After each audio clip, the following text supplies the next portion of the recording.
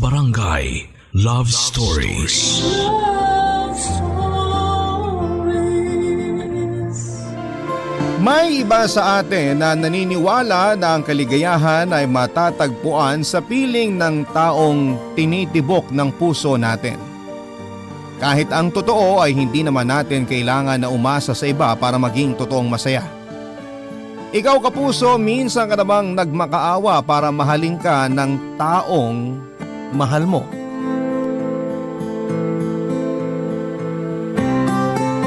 Dear Papa Dudut, madalas kong naririnig na hindi ka raw makakaranas ng totoong pagmamahal hanggat hindi ka pa nasasaktan. Para sa akin, mas mararamdaman mo na tunay ang isang pag-ibig kung alam mo kung paano pahalagahan ang sarili mo.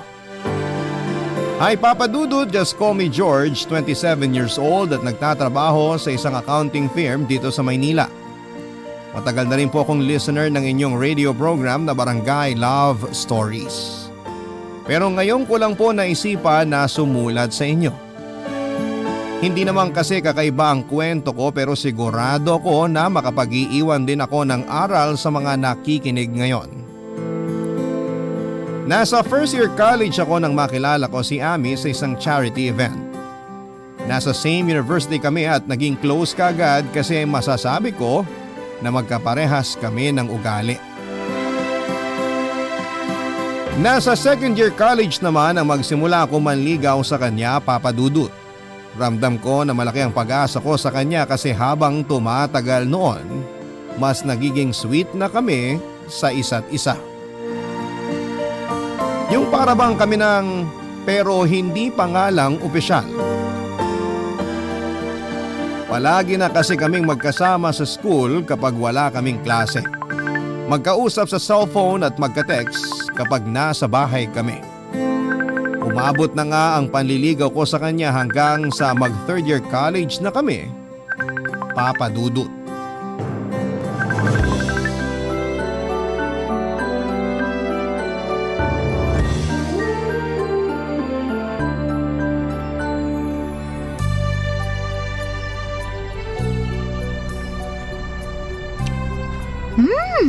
Ang sarap naman itong macaroni salad na gawa mo, George. Naks, salamat at nagustuhan mo, Ami. Sobra! Ano ba nilagay mo dito? Hindi nakakaumay yung lasa, ha? Wala naman akong special ingredient na nilagay dyan. We, hindi nga. Alam mo, gumagawa rin naman ako ng macaroni salad. Pero bakit hindi naman ganito kasarap? Baka kasi ang nilalagay mo lang nakahalo ng mayonnaise, condensed milk. Bakit? Ano pa bang dapat na ihalo dun? Pwede mo siyang haluan ng heavy cream o kaya all-purpose cream para hindi masyadong matamis o maasim.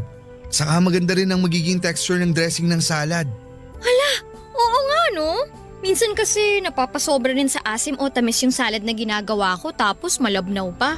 Kaya nga mas okay na lagyan mo ng mga ganong cream para mag-balance ang lasa nila. Yun kasi ang pangontra sa asim. Tapos hindi pa ganong katamis. Alam mo, ang dami ko talagang natututunan sa'yo pagdating sa pagluluto. Hindi naman. Konti lang din naman ang alam ko. Anong konti? Ang dami ko kayang nalalaman na secret recipe o ingredient mula sa'yo. Natutunan ko lang din naman yung mga yun sa nanay ko. Kasi mahilig siyang magluto. Buti ka pa. Si mama kasi walang kahilig-hilig magluto. Pero thank you kasi dinala mo ako dito sa park. Sobrang relaxing pala dito. Ayaw mo kasing manood ng sine ngayon. Saka ayaw mo rin na tumambay sa mall. Kaya ito ang naisip ko na tambayan natin. Mas okay nga dito kaysa doon sa mga dati nating pinupuntahan eh. Kasi mas tipid. Sira. Mas okay dito kasi hindi ganun karami ang tao tsaka hindi rin maingay. Sa bagay. Sa totoo lang, mas gusto ko rin talaga dito kasi mas nararamdaman ko na kasama kita. Ha? Ano ibig mong sabihin? Palagi naman tayo magkasama sa school ah. Oo nga, pero iba pa rin yung mga ganitong lugar. Pakiramdam ko, parang solo natin ang mundo. Ang corny mo, alam mo yun? Pero sa bagay, tama ka naman din sa sinabi mo. Kasi tignan mo nga oh, ang konti ng tao dito sa park. Kaya parang solo na rin talaga natin tong lugar. Kaya sa susunod, ibang park naman ang puntahan natin. Yung mas maganda ang view. Para mas relaxing din ang date natin. Sige ba? Pero kahit naman saan tayo pumunta, Nare-relax ako basta ikaw ang kasama ko, Ami. Ewan ko sa'yo. Ang dami mong baon na banat dyan ah. Totoo naman ang sinabi ko. Makasama lang kita kahit saglit. Buo na kaagad ang araw ko. Konti na lang talaga, dudumugin na tayo ng mga langgam dito sa pwesto natin sa tamis ng mga sinasabi mo. Kumain na nga lang tayo kasi magbabike pa tayo mamaya, di ba? Oo, may nakita na ako na pwedeng rentahan na bike dito sa park. Mas masaya raw mamasyal kapag nakabike eh. Excited na ako kasi ang tagal ko na rin hindi nakakapag-bike. Ubusin na nga natin itong mga pagkain na dala mo, George.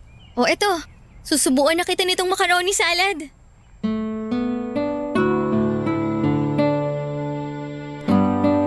Papadudot akala ng ibang mga kaibigan ko ay may relasyon na kami ni Ami.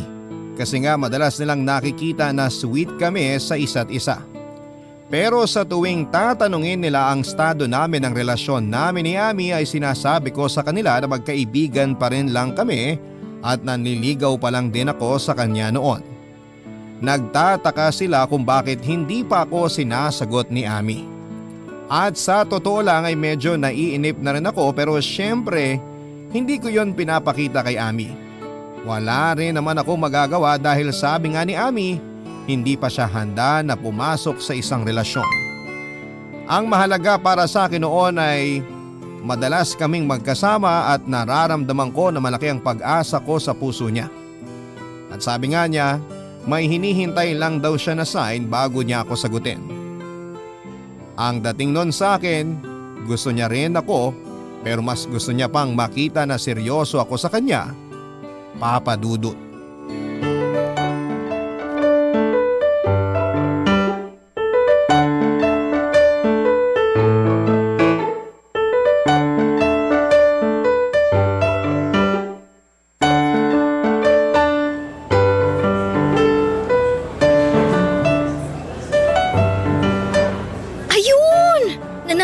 Sa nilalaro ko dito sa cellphone ko. Sakto kasi malapit na rin palang magsimula ang klase namin. Sasabihan na nga sana kita na may 7 minutes ka na lang bago ang klase nyo. Mabuti natapos ka na dyan sa nilalaro mo. Naaliw kasi ako masyado dito sa bagong game na dinownload ko. Makapag-ayos na nga ng mga gamit ko. Nga pala, Ami, may gagawin ka ba bukas? Bukas? Mga anong oras? Mga lunchtime siguro. Kung lunchtime, wala naman kasi sa umaga ko sasamahan si mama na mag-grocery. Bakit? Anong meron? May nakita kasi ako na bagong bukas sa Korean restaurant dun sa mall. Mahilig ka sa mga Korean food, di ba? Tara, dun tayo mag-lunch bukas. Sige, tara. Libre naman ako ng lunchtime. Okay, sunduin nila kita bukas. Hi George! Hi Ami! Hello, Leo. Sakto ang dating mo kasi paalis na rin ako dito sa kantin. Samahan mo tong kaibigan mo ang bagal kumain. Kanina pa niya kinakain yung chami niya hanggang ngayon di pa ubos. Mabagal kasi talaga kumain yan si George. Tama! Uy, grabe kayong dalawa sa akin ha. O sige na, alis na ako at baka malate pa ako sa klase ko. Okay, basta yung lakad natin bukas ha. Opo, hindi ko kakalimutan. Sige na, mauna na ako sa inyong dalawa. Bye! May date kayo bukas ni Ami? Oo, itatry namin kung masarap dun sa nakita kong bagong bukas na Korean restaurant sa mall na malapit dito. Fan nga pala ng Korean movies at series yang si Ami no? Sinabi mo pa, kaya nga pati mga Korean food naging hilig na rin niya eh. George? Matanong ko lang ha. Wala ka bang naririnig tungkol dyan sa nililigawan mo? Naririnig? Anong ibig mong sabihin? Sa totoo lang, medyo nagulat nga ako nang makita ko kayo dito na magkasama eh. Ha? Bakit naman? Eh kasi, narinig ko dun sa isang kasamaan ko sa soccer team na parang nagkakamabutihan na raw sina Ami tsaka si Ed. Yung badminton player dito sa school natin. Ay nako Leo, huwag ka nga masyadong nagpapaniwala sa mga ganyang chismis. George, alam mo naman na hindi ako mahilig maniwala sa mga ganong chismis. Kaya lang kasi, Ano? Bakit hindi mo matuloy ang sinasabi mo? Kasi nga parang nakita ko si Ami tsaka si Ed sa plaza nung isang araw. Magka-holding hands silang dalawa. Uy bro, bakit hindi ka na nagsalita dyan? Wala naman kasi akong dapat sabihin. Sa'yo na nanggaling na hindi ka naman sigurado na silang dalawa nga ang nakita mo. Kaya ang mabuti pa, umorder ka na ng pagkain mo.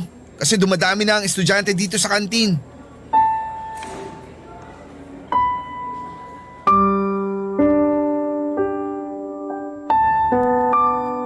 Papadudot, hindi talaga ako naniniwala sa sinasabi ng kaibigan kong si Leo.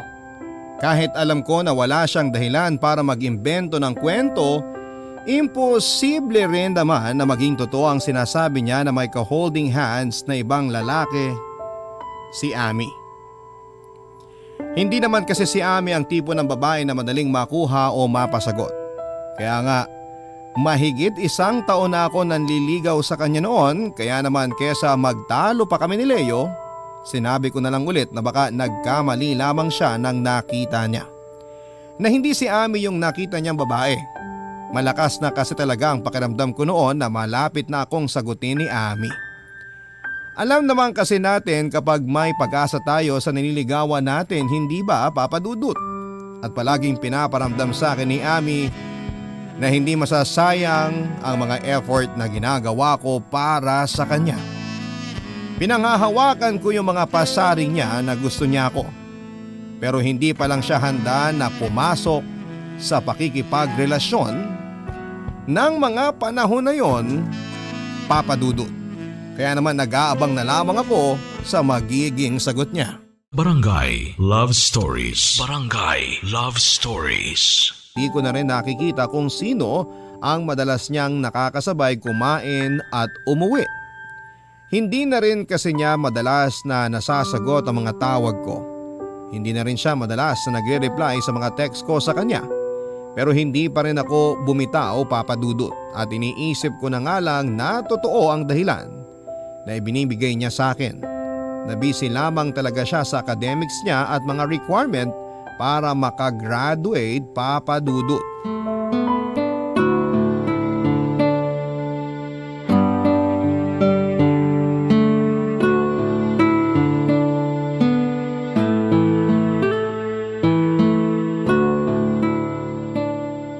Ami!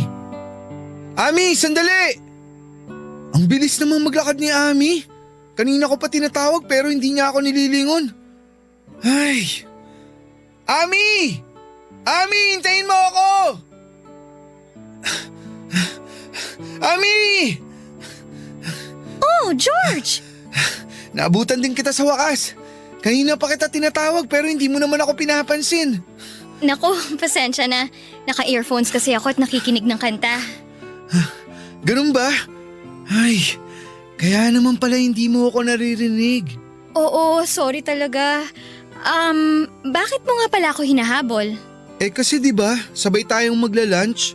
Hinintay kita sa kantin pero hindi ka naman dumating. Tapos nung nakita nga kitang naglalakad dito sa field, hinabol na kita. Hala, oo nga pala. Nakalimutan kitang i-text kanina na na-extend ang klase ko kaya doon na lang kami sa kabilang kantin kumain ng mga kaklase ko. George, sorry ha. Nawala talaga sa isip ko kasi na-empty bat din ang cellphone ko kanina. Wala namang kaso sa akin yun, Ami. Saan ka nga pala pupunta? Dyan lang. Saang dyan lang? Tara, sama na kita. Naku, wag na. Kaya ko naman maglakad mag-isa. Alam ko namang kaya mo, pero gusto lang sana kitang samahan. Lika na, saan ka ba pupunta? Hindi na nga, George. Ako na lang mag-isa maglalakad. Sige na, baka may klase ka pa. Wala akong klase, kaya may oras ako para sa'yo. Ikaw lang naman ang walang oras sa akin eh. Ano bang pinagsasasabi mo? Ami, alam kong alam mong ibig kong sabihin. Hindi ka na masyadong nagre-reply sa mga text ko. Hindi mo na rin sinasagot ang mga tawag ko. Ano naman ngayon? Required ba na palagi akong sumagot kapag nagtitext o tumatawag ka sa akin? Hindi naman sa ganun. Kaya lang kasi, kahit kapag nagyayaya ako na lumabas tayo, palagi ka rin namang busy. Ano magagawa ko? Sa busy nga ako sa mga ganap dito sa school at thesis ko. Alam mo, George, parang masyado ka lang nagiging demanding. Uy, hindi naman ah. Ah, talaga? Hindi? Kahit ang dami mong nirereklamo sa akin ngayon? Alam mo, mas mabuti siguro kung tumigil ka na lang sa panliligaw mo sa akin. Uy, Ami, wag naman ganun. Sorry na. Namiss lang naman kita kaya nagkakaganito ako. Ayun na nga eh. Hindi pa kita boyfriend pero nakakasakal na yung mga kinikilos mo. Makaalis na nga. Sinasayang mo lang ang oras ko. Ami, sandali lang. Mag-usap muna tayo. Ano ba? Bitawan mo nga ako. Wala na tayong dapat na pag-usapan, George. At uulitin ko ha, tumigil ka na sa panliligaw mo sa akin para manahimik na rin ang mundo ko sa'yo. Hindi mo naman kailangang gawin yun. Promise, hindi na ulit ako mangungulit. Basta hayaan mo lang ako sa ginagawa kong panliligaw. Hindi nga pwede. Bakit hindi na pwede? Kasi may boyfriend na ako. Kaya layuan mo na ako at tigilan mo na ako. Papadudot sa kabila ng mga sinabi sa akin ni Ami ay hindi rin kagad ako sumuko sa kanya. Palagi pa rin ako nagtitext sa kanya kahit na hindi na siya nagre-reply.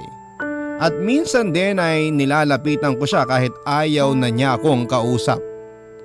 Nagpapadala rin ako ng regalo sa bahay niya kahit na hindi ko sigurado kung tinatanggap o tinatapon lang ba niya yon. Gusto ko lang na makita niya na ako ang mas karapat dapat na lalaki para sa kanya. Na ako na lang sana ang piliin niya. Pero dumating ang araw na napagod at sumuko rin ako at tuluyan na akong huminto sa paghahabol ko kay Ami. Mabuti na lang papadudot patapos na rin ang huling taon namin sa kolehiyo kaya naman nagawa kong makapag-move on kaagad. Lumuwas ako ng Maynila at dito na nagtrabaho. Malaking factor din kasi yon na hindi ko na siya madalas na nakikita kaya nagawa ko rin kalimutan si Ami. Sinimulan kong mag-focus sa sarili ko pero wala pang isang taon ang nakalipas ay nagkaroon kagad ako ng bagong inspirasyon. Hindi nga nagtagal ay naging girlfriend ko rin ang inspirasyon kong si Isabel, papadudot.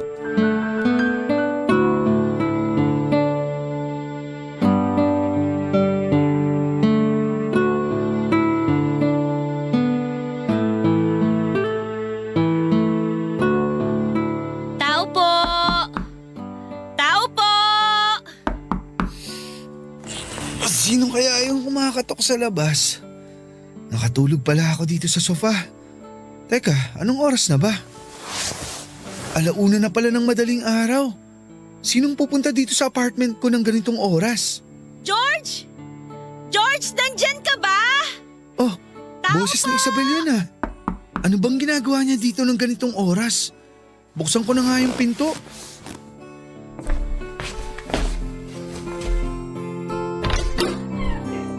Oh, sweetie! Anong ginagawa mo dito? Ay, mabuti naman at binuksan mo na tong pinto. Kala ko umalis ka kanina kaya walang tao dito sa apartment mo eh. Alam mo naman kapag ganitong oras, nandito lang talaga ako. Lika, pasok ka. Salamat. Ano bang meron at napasugod ka dito ng ganitong oras? Saka, bakit parang ang laki naman ng bag na dala mo? Sweetie, ang totoo, lumayas na ako sa bahay namin. Ha? Bakit mo naman ginawa yun? Mag-uusap lang tayo kanina sa cellphone bago ako matulog. Wala ka naman kahit na anong binanggit na aalis ka ng bahay niyo at pupunta ka dito. Wala talaga akong binanggit kasi alam ko na pagod ka kanina galing sa trabaho. Pero sweetie, di ba nakwento ko na sa'yo dati na napapadalas ang pag-aaway namin ni Mama? Oo nga, pero hindi naman sapat na dahilan yun para lumayas ka sa bahay niyo. Hindi mo kasi ako naiintindihan eh. Uy, sweetie, bakit naman bigla ka na lang umiyak? Eh kasi parang ayaw mo ako dito sa apartment mo eh. Hindi naman sa ganun. Nagulat lang ako kasi nga napasugod ka ng ganitong oras. Tapos may dala ka pang mga gamit. Eh kasi nga, lumayas na ako sa bahay namin. Paulit-ulit lang, George. Ay, ano ba talagang nangyari? Anong pinagtalunan niyo ng mama mo? At bakit ka nagalit sa kanya? Hindi naman talaga ako galit kay Mama. Oo, masama yung loob ko. Pero hindi siyang dahilan kung bakit umalis ako sa bahay namin. Eh sino palang dahilan? Yung bagong kinakasama ni Mama. Oh, bakit? Anong ginawa niya sa'yo? Ang totoo, George. Matagal ko na siyang nahuhuling binobosohan ako habang naliligo sa banyo. Umaalis din naman kagad siya kapag nahuhuli ko siya. Sinabi ko yun kay Mama dati. Pero nagalit lang si Mama at sinabihan ako na wag raw ako mag-imbento ng kwento. Kaya lang kanina habang nasa palengke si Mama, natakot na talaga ako. Kasi naramdaman ko na pinipilit buksan ng boyfriend ni Mama yung pinto ng kwarto ko. Mabuti na lang nakadouble lock ang pinto ko noon kaya hindi niya ako nagawang pasukin sa kwarto. Pero hindi ko na kayang magtiis sa pangmamanyak na ginagawa niya sa akin. Natatakot ako na tuluyan niya na akong magawa ng masama. Kaya nagdesisyon na ako na lumayas na sa bahay namin. Bakit naman hindi mo kaagad sinabi sa akin ang tungkol dito? Dahil ayoko ng gulo. Ang gusto ko lang, makalayo na kay mama at sa manyakis na lalaking yun. George, dito na lang ako sa place mo. May trabaho naman ako. Makakapag-share ako sa mga gastusin mo dito. Promise, hindi ako magiging pabigat sa'yo. Basta hayaan mo lang ako dito. Ayoko na kasi sa amin. Natatakot na talaga ako sa boyfriend ni mama. Pero kung ayaw mo talaga na dumito ako, sige, ayos lang. Wala naman ako magagawa eh. Hahanap na lang siguro ako ng ibang pwede kong tuluyan na bahay. Ano ka ba? Siyempre hindi na kita hayaang umalis. Nagulat lang talaga ako sa biglang pagdating mo kanina. Pero ayos lang sa akin ang lahat. Dito ka na lang sa apartment ko, Isabel. Huwag kang mag-alala. Hindi ko hahayaan na masaktan o malapitan ka ng hayop na lalaking yun. Papadudot, nakilala ko si Isabel sa isang kantin na madalas kong kainan dati sa dati kong pinagtatrabahuhan. Maganda siya at simple lamang kung mag-ayos, mabait din siya at malambing magsalita. Yon ang mga katangian niya na nakakuha ng atensyon ko. Kaya nang maging madalas na ang pag-uusap namin at pagbabatian ay kinuha ko na rin ang pangalan niya sa Facebook, pati na rin ang cellphone number niya. Doon kami nagsimula na madalas na magkausap hanggang sa niligawan ko na nga siya at naging girlfriend. May 3 buwan pa lamang kaming magkarelasyon nang kumatok si Isabel sa place ko at nagsabi na gusto na niyang magsama kami sa isang bahay, papadudot. Nagdalawang isip pa talaga ako noong una kasi sa totoo lang ay hindi ko alam kung ano ang tamang gawin tungkol sa bagay na yon. Pero nang umiyak na nga si Isabel sa harap ko at sabihin niya ang tungkol sa pagtatangka sa kanya ng masama ng kinakasama ng mama niya, hindi na ako tumanggi pa sa gusto niyang mangyari na tumira siya sa apartment ko. Barangay Love Stories. Barangay Love Stories. Papadudot, nag-live-in na nga kami ni Isabel at nagtulungan sa mga gastusin sa bahay. At tama nga ang ibang tao sa sinasabi nila na mas makikilala mo ang karelasyon mo kapag nagsama na kayo sa iisang bubong. Dahil marami akong na-discover sa ugali ng partner ko na hindi ko pa alam noong umpisa. May pagkamudi pala siya lalo na kapag may menstruation siya. Mabilis ding uminit ang ulo niya kapag bagong gising siya o kaya ay inaantok. Mahilig siyang magluto pero tamad siyang magligpit ng mga ginamit niyang pagluto. Ayos lang naman sa akin yon dahil ang mahalaga ay alam kong mahal namin ang isa't isa. Papadudot, 4 na buwan pa lang kaming nagsasama nang magbuntis ang partner kong si Isabel. Pareho kaming hindi handa pero pareho rin kaming nangako na magiging mabuting magulang kami sa anak namin. Kaya lang sa 3 buwan ng pagbubuntis ni Isabel ay nakunan siya dahil masyado raw mababa ang kanyang matres. At mula nang mawala ang anak namin, nagbago ang ugali ng partner ko, Papadudot.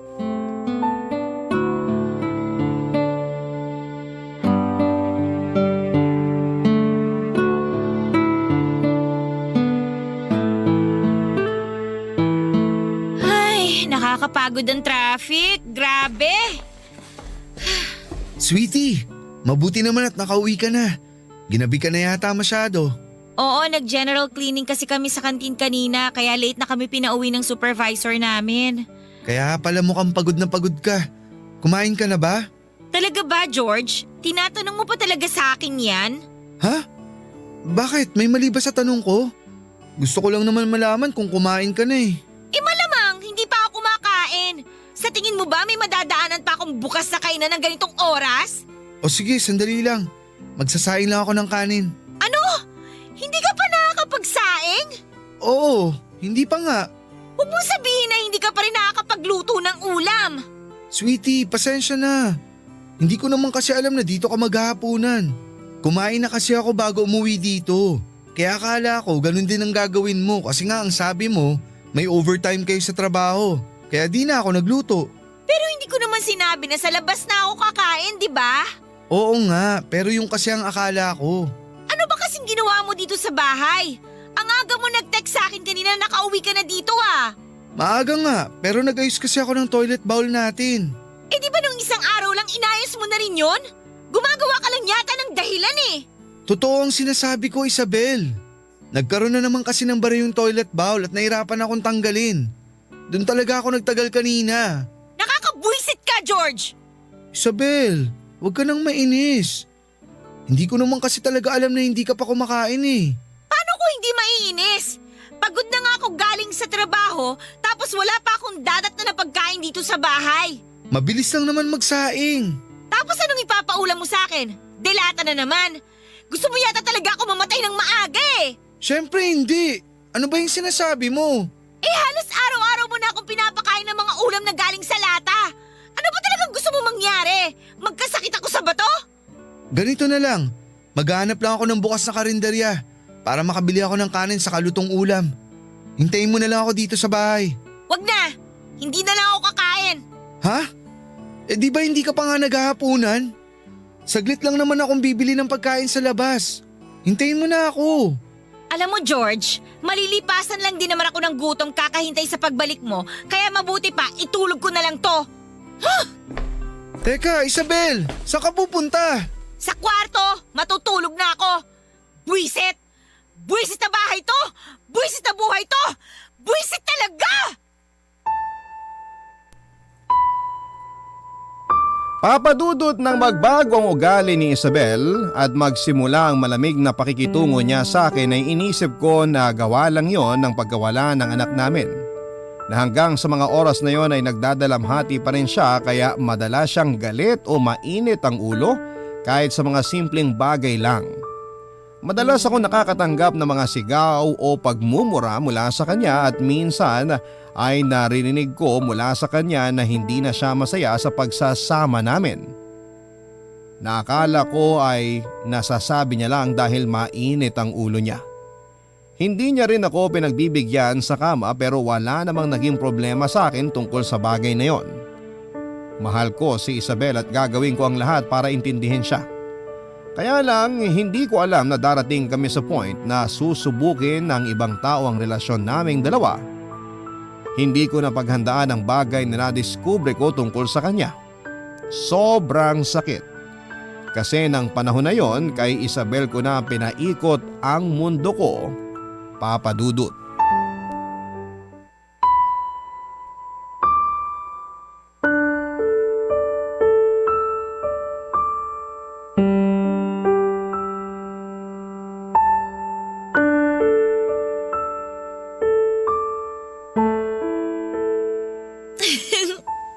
Oo nga. Bukas nga tayo magkikita. Promise, hindi na ako malilate. Aagahan ko para mas marami tayong oras para sa isa't isa. Miss na kasi talaga kita eh. Sino yung kausap mo? George? Bakit nandito ka na? Akala ko mamaya pang uwi mo kasi may overtime kayo sa trabaho. Ang tanong ko ang sagutin mo. Sino yung kausap mo?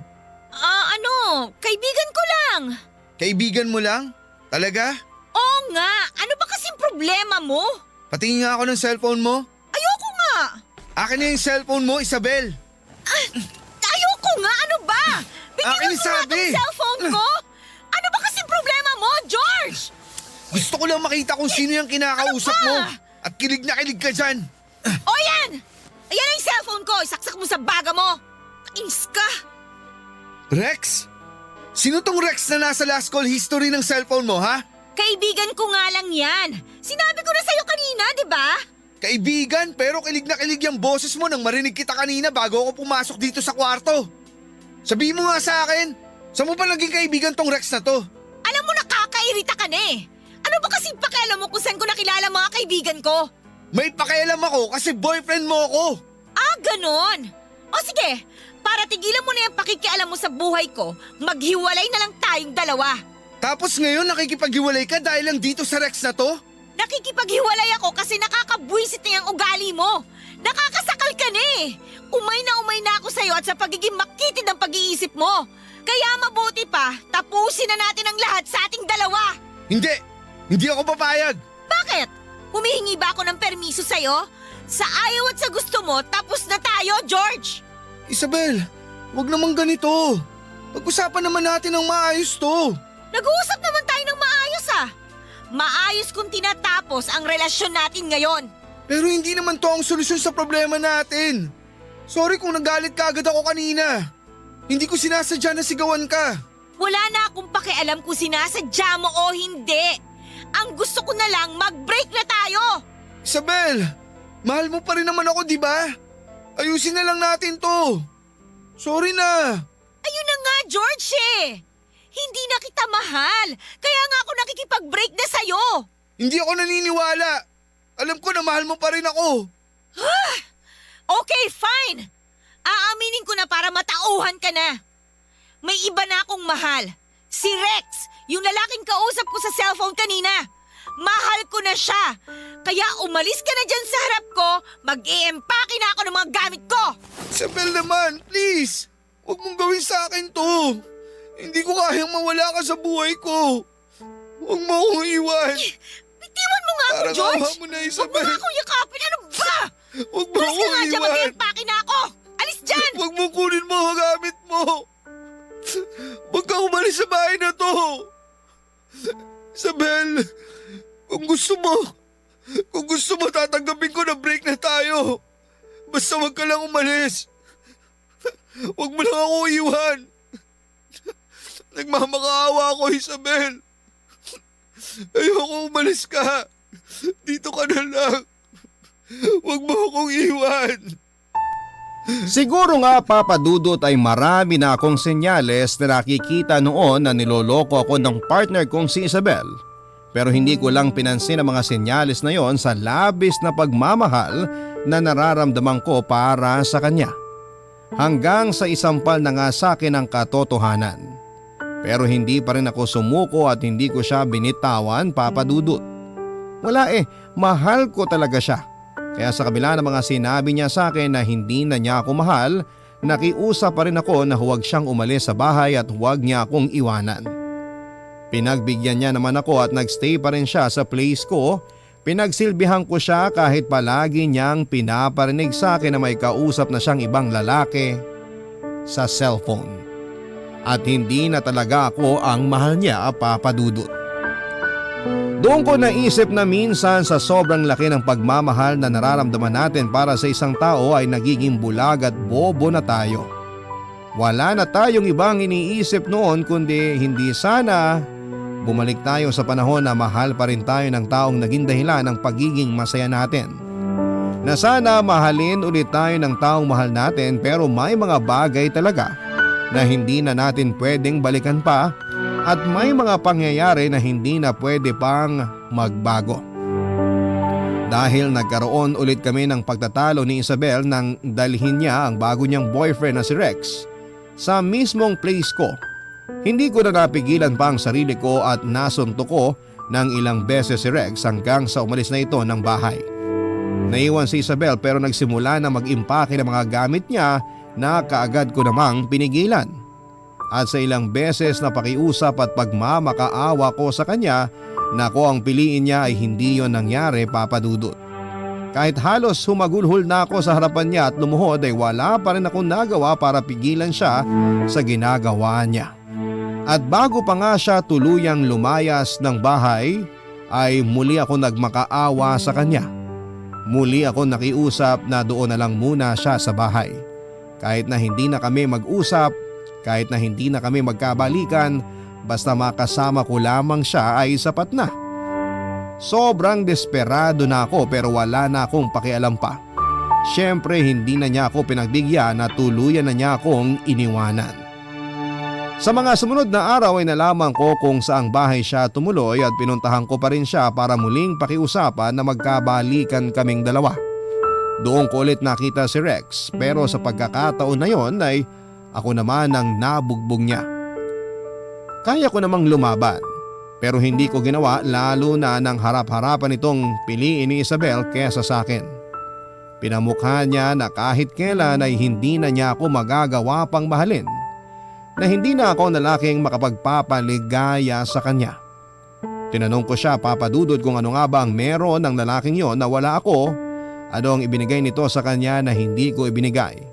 At bakit hindi ako ang pinili niya sa kabila ng mga bagay na naisakripisyo ko para sa kanya? Isa lamang ang naging sagot niya.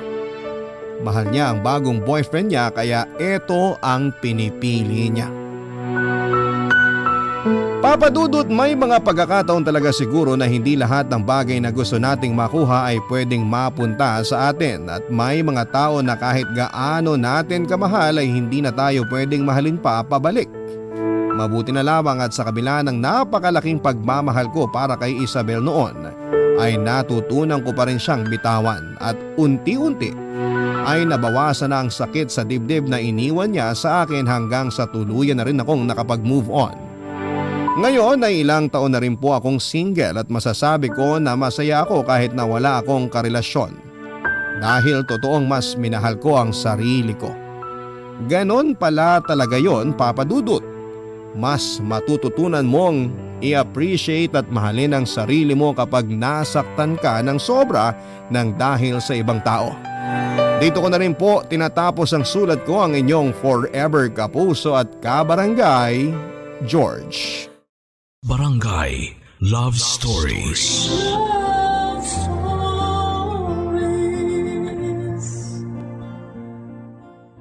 Barangay LS 97.1. 97.1. Number 1. Forever. Barangay LS 97.1.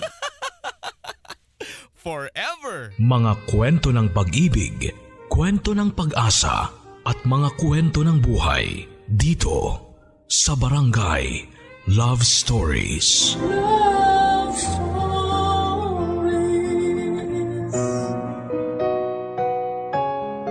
Marami sa atin ang nangangarap na makasakay ng eroplano. Ano kaya ang pakiramdam kapag lumipad na ang eroplano sa himpapawid? Para lang ba itong isang bus na sinasakyan sa kahabaan ng EDSA? May iba naman sa atin ay nangarap na maging isang piloto at gustong paandarin ng isang eroplano at dalhin ito sa iba't ibang bansa. Isa ka ba sa gustong maging piloto? Handa ka na ba sa iyong paglipad? Dear Papa Dudut, kung pera lang ang pag-uusapan ay hindi ko naging problema yan dahil may kaya ang pamilya ko. Ang nanay ko po ay isang dentist at engineer naman ang tatay ko. Ako po si Ernest at maswerte ako sa naging mga magulang ko, Papa Dudut.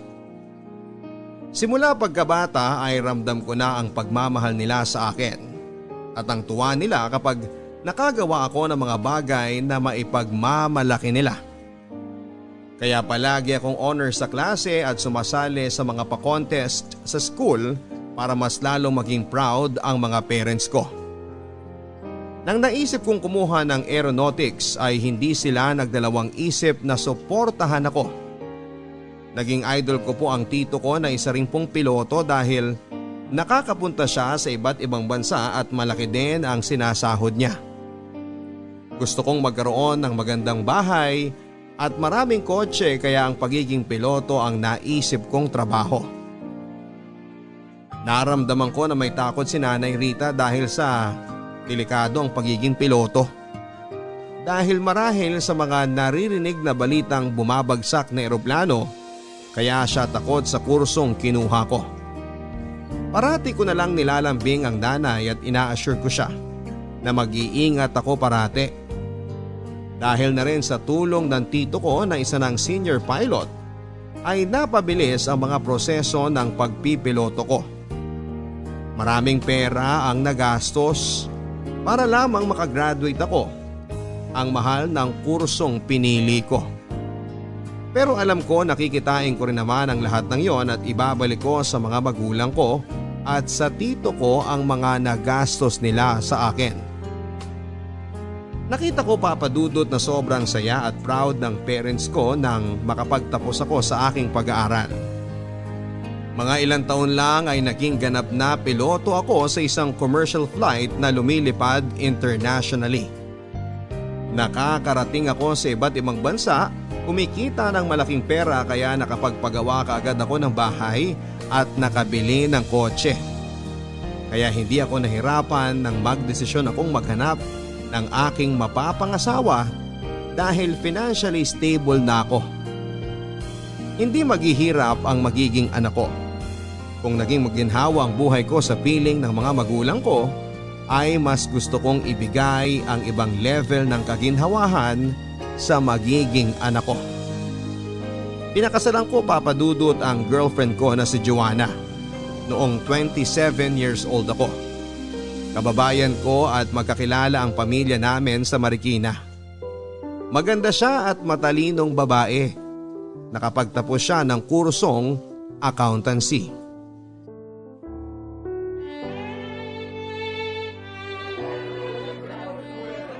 Anak, masaya ako para sa'yo. Bubuo ka na ng sarili mong pamilya. Salamat, Nay. Alam kong maaalagaan mo ang mga magiging anak ninyong dalawa ni Joanna. Sure ako mga gwapo't gwapa at matatalino ang magiging apo ko. Ilan ba ang plano mo na maging apo ko, ha, anak? Kahit ilan, Nay. Nako ha, kahit ilan talaga? Kung ilan ang mabuo. Kaya ko naman buhayin. Pero hinay-hinay lang at alagaan mo ang sarili mo. Hindi ka na binata. Mahalin mo ang asawa mo at magiging mga anak. Mahal na mahal ko si Joanna, Nay. Kaya nga pinakasalan ko siya eh. I will love her forever. At magiging faithful ako sa kanya. Tama yan, tulad ng tatay mo. Mahal niya ako at kayo mga anak namin, kaya nga pinalaki namin kayo ng tama at sinusuportahan sa anumang gusto ninyo na makakabuti sa inyong buhay. Sana gabayan mo ng mabuti ang mga magiging apo ko. Gusto kong tumulad ang mga apo ko sa inyong mga anak ko na mababait at hindi ako binibigyan ng sakit ng ulo. Yes, Nay. I'll do that and you won't be disappointed. For sure, patuloy pa rin kayong magiging proud sa akin. That's my boy, my pilot. Ang saya ko nung graduate ka sa pagkapiloto mo. Parang kailan lang meron akong baby Ernest na karga-karga ko. Ikaw ang isa sa mga anak ko na hindi ako pinahirapan sa gabi. Ang pait-pait mo noon at syempre hanggang ngayon. Mabait po kasi ang mga magulang ko kaya naging mabait akong anak. Saan pa ba ako magmamana kundi sa inyo? Ang sweet mo talaga. Congratulations again, anak. Salamat, Nay. Sige po, puntahan ko lang po muna si Joanna. Sasamahan ko siyang umikot sa mga bisita.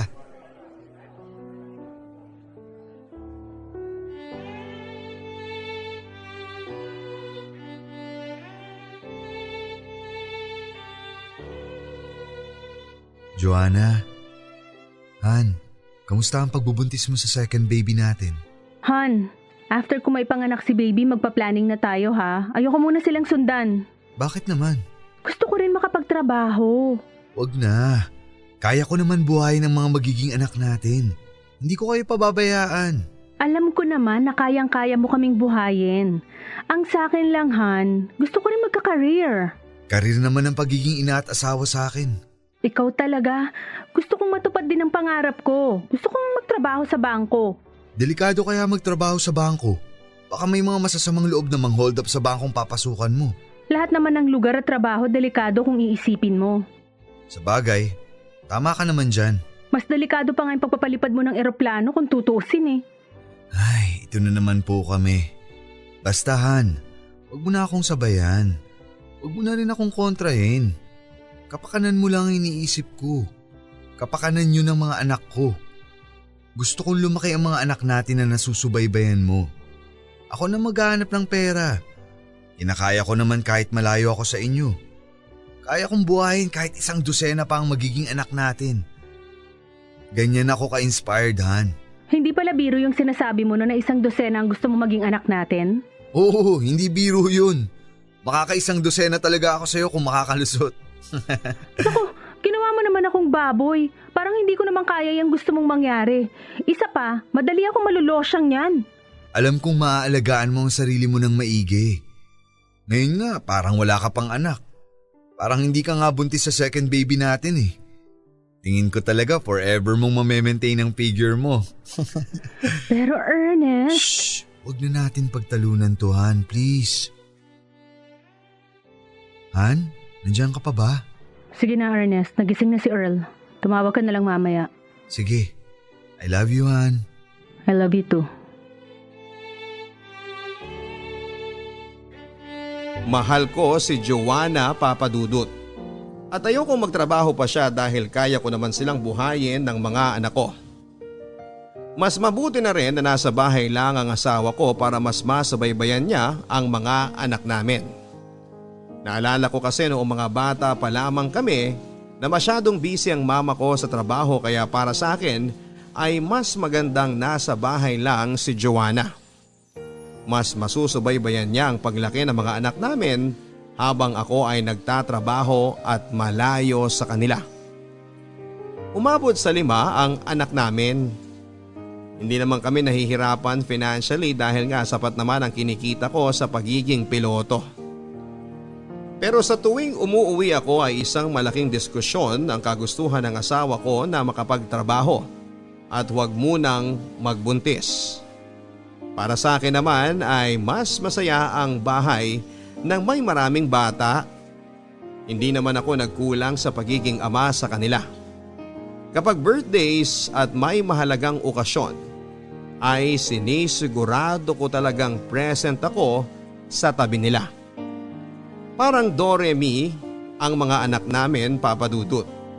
Halos hindi nabakante ang tiyan ng asawa ko. Kapag nakikita kami ng mga kaibigan ko ay sinasabihan nila ako ng ibang klase raw ako. Ang sipag ko raw gumawa ng baby. Ang sabi ko naman sa kanila na kapag kaya mong bumuhay ng 1 dosenang anak, di gumawa ka ng 1 dosenang anak. At para sa akin, Papa Dudut, dapat ay siguraduhin lang na mabibigyan ng sapat na edukasyon at natutugunan ng pangangailangan ng mga bata. Ito ang requirements para pwede kang magparami ng lahi. Ernest, kapag may panganak ko na tong pang-anim natin, pwede bang magpaligate na ako? Ano? Bakit mo naman gagawin yun? Tama na siguro ang 6 na anak. Ilang buwan pa lang nakakapagpahinga tong bahay bata ko meron na namang laman. Han naman, ang saya-saya kaya ng bahay natin.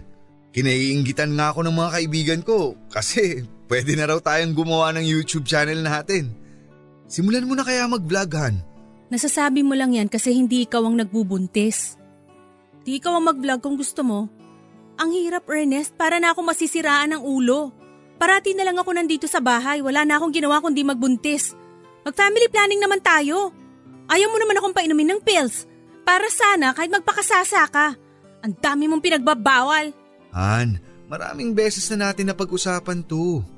Hindi ka magpapalaygate, tapos. Hindi mo ako pinapakinggan Binibigay ko naman lahat sa inyo Magandang bahay, magandang buhay. Nabubuhay ko naman kayo ng maayos. So anong problema mo, Joanna? Ernest, hindi ako nagpakasal sa'yo para maging paanakan. May sarili din akong pangarap. Pagkatapos kong gumraduate, nagpakasal agad ako sa'yo. Hindi ko na-enjoy ang pagiging dalaga ko. Anong gusto mong mangyari? Gusto mong maging dalaga ulit? Ganun ba? Ang hirap mo namang kausap. Hindi mo ako naiintindihan Simple lang naman to. Nagtatrabaho ko para sa pamilya natin. Ako ang tatay, ikaw ang nanay. Kaya dito ka sa bahay. Masyadong makalumay ang pananaw mo. Basta, dito ka lang sa bahay. Di ikaw dito sa bahay. Palit tayo para maranasan mo ang pinagdadaanan ko araw-araw. Ako naman na magtatrabaho para hindi mo na magamit na dahilan yan. Akala mo ba madaling mag-alaga ng 5 bata? Tapos may isa pang madadagdag? 6 na bata? Anong akala mo sa akin, daycare teacher? Para naman akong preso dito! Joanna, please. Pwede ba tumigil ka na? Sa ayaw at sa gusto mo, iinom ako ng pills pagkatapos kung may panganak to! Sige, subukan mo lang. Tama na ang 6 na anak. Pagod na ako sa kakabuntis taon-taon. Pagod na ako sa buhay ko. Hindi lang naman dahil sa pera nabubuhay ang isang tao, Han. Gusto ko rin magkaroon ng fulfillment sa buhay. Sa ibang aspeto na pinapangarap ko noon. Kung ganito lang pala, mabubulok na lang ako dito sa bahay at mag-aalaga ng mga bata, bakit pa ako nag-aral at nagtapos ng college? Sana naging yaya na lang ako. Hindi kita maintindihan. Kinaiinggitan ka ng mga kaibigan mo. Ito yung klase ng buhay na gusto sana nila para sa sarili nila. Maswerte ka, Han, at naibibigay ko lahat ng mga pangangailangan nyo. At higit pa. Tapos galit na galit ka sa akin kasi gusto mo magtrabaho? Nagpapatawa ka ba? Mukha ba ako nagpapatawa? Ha? Meron bang nakakatawa sa mga sinabi ko? Hindi mo kailangan magtrabaho. Marami tayong pera. Inuulit ko, hindi naman pera ang habol ko. Gusto ko magkaroon ng buhay. Sige, kung hindi kita mapipigilan, di ikaw magtrabaho. Dito lang ako sa bahay. Titihaya. Ako ang mag-aalaga sa mga anak natin. Bukas mag-apply ka na ng trabaho. Ang lakas naman ng loob mo magsalita ng ganyan. Bakit gaano ka ba katagal dito sa bahay? Oo, umuwi ka pag may mga special occasion, pero hindi mo alam ang hirap na mag-alaga ng 5 bata araw-araw. Wala kang alam kasi wala ka naman dito.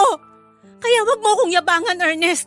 Provider ka lang pero hindi ka naging ama sa mga anak mo dahil hindi nila naramdaman ang presensya mo.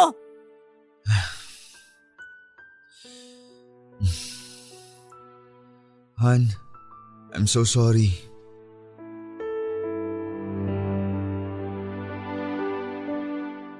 Natigilan ako sa sinabi ng asawa ko sa akin, Papa Dudut. Siguro nga'y gusto niya na talaga na-explore din ang kakayahan niya dahil hindi nga niya napakinabangan ang natapos niya sa kolehiyo. Kaya pinayagan ko si Joanna na mag-family planning na kami at tama na muna ang 6 na mga anak. Ang usapan namin na kapag naging 2 years old na ang bunso namin ay pwede na siyang magtrabaho. Nakita kong masaya ang asawa ko nang makapagtrabaho siya sa isang bangko at na-embrace niya ang pagiging career woman.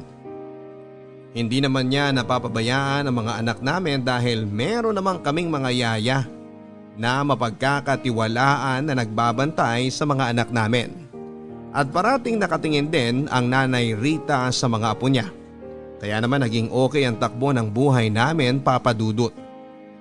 Pero nang tumagal ay ako naman ang nakaramdam na parang may dinadala akong bahagi ng aking pagkatao na may gustong puntahan at i-explore sa buhay. Na hindi lang pera at mga material na bagay ang makakapawi ng uhaw na ito. May hinahanap po ako sa pagkatao ko na dati ko nang inalis sa isipan ko na bala ko nang pagtuunan ng pansin, Papa Dudut. Gusto kong limutin na yon pero parang nakakabit siya sa puso't isipan ko. At gusto kong buksan ang maliit na butas na yon upang makahinga.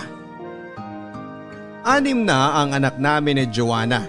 Pareho kaming may trabaho, piloto ako sa isang international commercial flight at sa bangko naman nagtatrabaho si Joanna. Maayos naman ang mga anak namin at wala kaming problema. Maliban na lamang sa gumagambala sa isipan ko ng matagal ng panahon, Papa Dudut.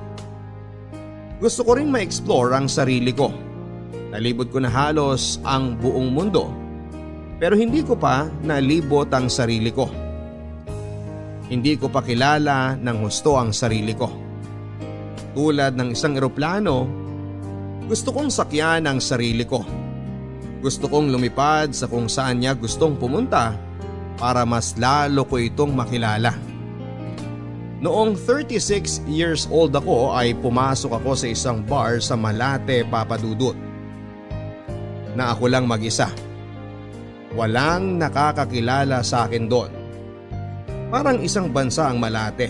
May sariling kultura, malayang nakakagalaw ang mga tao na para bang mabilis na mga jet plane na nagliliparan sa himpapawid. Unti-unting nakapag-adjust ang sarili ko sa paligid at sitwasyon ng gabing yon. Hanggang sa nakita ko na lamang ang sarili ko na katulad na rin nila ako. Naghahanap ng kaligayahan sa lalim ng gabi. Nakaramdam ako ng kakaiba sa aking kalamnan. Ito ay ang mundo na matagal ko nang iniiwasan. Ito ang lugar na alam kong magkakanlong sa aking pagkatao at magpapalaya sa akin sa pagkakakulong. Dito ko nahanap ang tunay na ako, Papa Dudut. Nakilala ko si Felix, isang college student sa umaga at bartender naman sa gabi. Matangkad siya, matipuno ang katawan at napakalakas ng kanyang sex appeal. Nang gabing yon ay nagkasundo kaming sumama siya sa akin sa bahay na binili ko sa bandang JP Rizal, Makati. At nangyari ang isang bagay na matagal ko nang gustong subukan. Bata pa ako, Papa Dudut, at attracted ako sa lalaki. Pero pinipigilan ko lang dahil ayokong ma-disappoint ang mga parents ko dahil parati kong naririnig sa kanila na hindi maganda ang maging isang bakla. Sinubukan kong ibaon yon sa pinakamalalim na parte ng aking pagkatao. Hindi ko pa naman maituturing ang sarili ko na bakla dahil wala naman akong mga senyales ng pagiging bakla mula nang subukan kong talikuran ang bahaging ito ng aking pagkatao. Hilig ko lang ang tumingin sa mga lalaki pero hindi ko naman binibigyan yon ng kakaibang ibig sabihin. Akala ko ay normal lang yon na guy crush, Papa Dudut. All this time ay mali pala ako.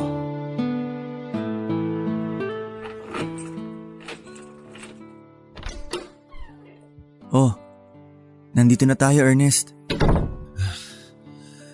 Nahihilo ako, Felix.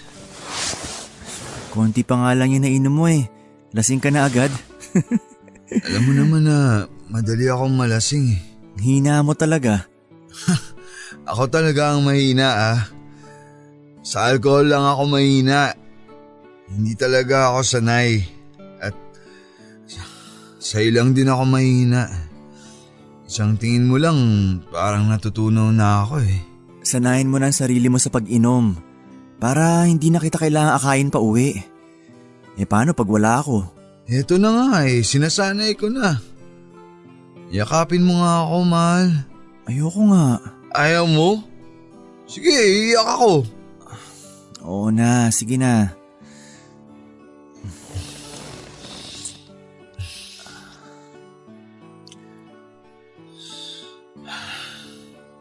Huwag ka na kayang magtrabaho. Huwag ka nang pumasok dun sa bar. Kaya naman kitang buhayin. Dito ka na lang. Final na ba yan? Di na magbabago isip mo? Oo. Gusto ko dito ka lang.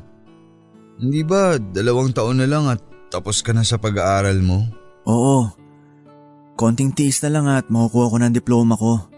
Basta, ako na lang ang pagsilbihan mo. Bibigay ko sa'yo lahat. Ang yaman talaga ng mahal ko. Hindi ba nakwento mo minsan na ayaw ng asawa mo na nasa bahay lang? Gusto niya nagtatrabaho rin siya? Gusto niya na may sarili siyang career? Oo, matigas ang ulo eh. Yun ang gusto niya kaya pinayagan ko na lang.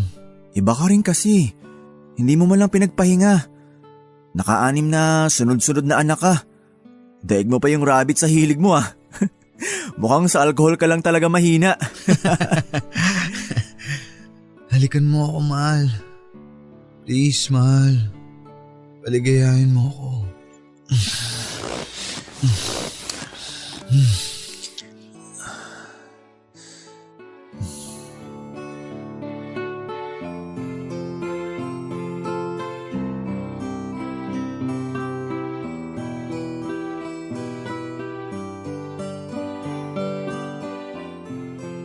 Mahal, salamat sa pagpayag mo sa offer ko.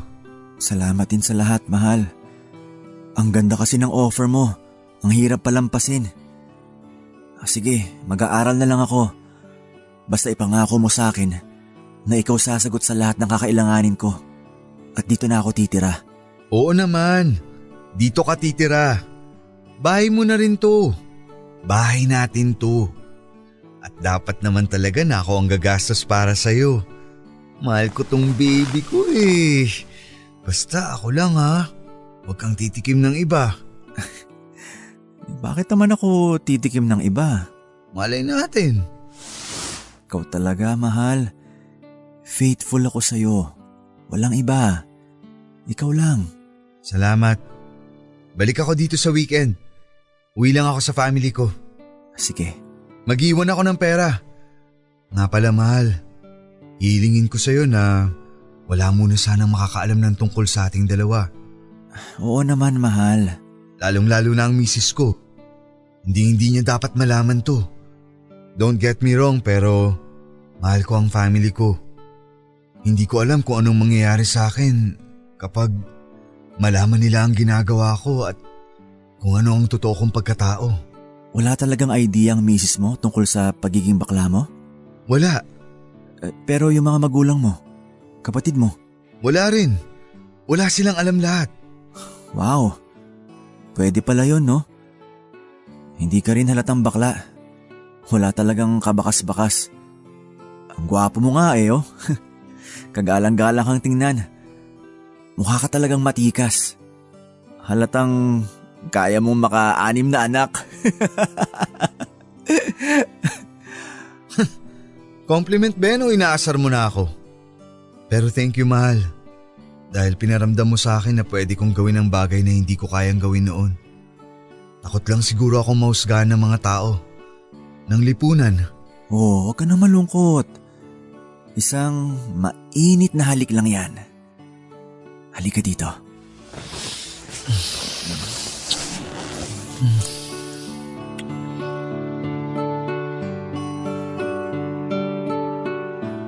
Nag-iingat akong malaman ng mga kakilala ko ang tungkol sa pagiging bakla ko. Tinago ko ang lahat ng ito sa mga magulang ko, sa mga kapatid ko at lalong-lalo na sa aking asawa at mga anak. Sapat na ang mga nakaw at patago naming sandaling dalawa ni Felix. Lingid sa kaalaman ko'y may naaamoy na palang kakaiba sa akin ang nanay kong si Rita. At may hinala ito na may ginagawa akong hindi kaaya-aya. Hanggang sa isang araw ay pumunta siya sa bahay ko sa Makati kung saan ay pinapatuloy ko si Felix.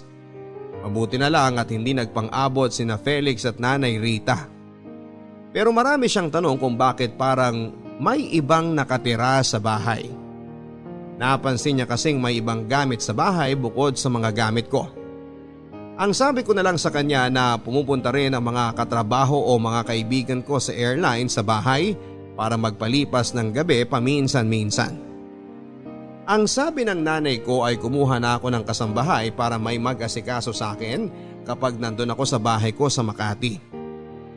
Pero ang sabi ko naman ay kaya ko na ang sarili ko.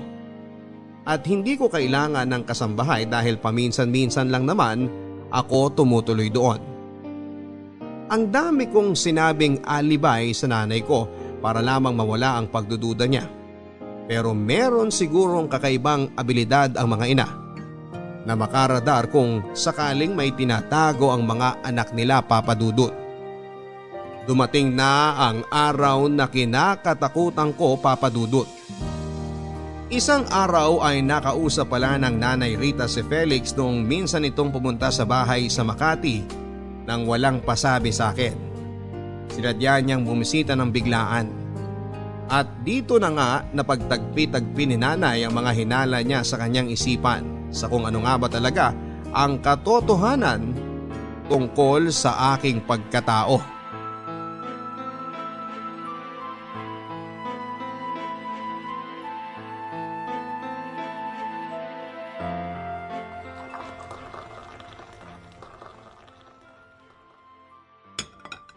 Kaano-ano mo yung Felix na yon? Ha? Kasama ko siya sa trabaho, Nay. Huwag kang magsinungaling sa'kin. Kilala kita. Alam ko. Paano hindi ko malalaman dito ka galing sa akin kaya alam ko kung anong tumatakbo dyan sa utak mo. Hindi nagkakamali ang mga kutob ko, Ernest. Kailan pa ang relasyon ninyong dalawa ng Felix na yon, ha? Nay. Inumin mo yung tinimpla kong tsaa habang mainit pa. Ernest, pinalaki kita sa abot ng makakaya ko. Namin ng tatay mo. Lahat ng mga pangangailangan mo binigay ko sa iyo, sa inyo na mga kapatid mo. Dahil gusto kong lumaki kayo na walang masabi sa akin at sa tatay ninyo. Alam kong tinatago mo lang ang lahat dyan sa puso mo. Tinatago mo sa sarili mo kung ano talaga ang gusto mo. Nararamdaman ko yun. Kaya pinipilit mong maging normal ang buhay mo. Ernest, anak, naiintindihan kita. Nay, hindi ko alam na ito pala talaga ako. Nito ko lang nadiskubre. Pinilit ko naman na labanan to eh. Pero dumating ang oras sa kinailangan na nitong kumawala. Sa totoo lang, hindi ko alam ang magiging reaksyon ko nung malaman ko. Litong-lito ako. Ayoko sanang tanggapin at sinubukan kong huwag pansinin pero Nilamon ako, Nay. Nilamon ako. Naiintindihan kita pero tigilan mo na ang pakikipagrelasyon mo sa lalaking yun. Pero Nay, wala naman pong makakaalam.